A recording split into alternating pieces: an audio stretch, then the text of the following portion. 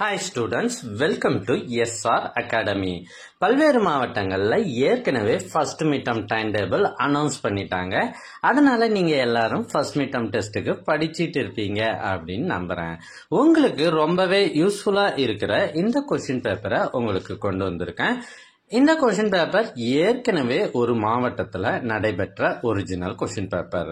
இந்த கொஸ்டின் பேப்பர்ல இருக்கிற அனைத்து கேள்விகளும் ரொம்ப ரொம்ப முக்கியமானது. அதனால எதையும் சாய்ஸ் விடாம நல்லா படிச்சுட்டு போங்க.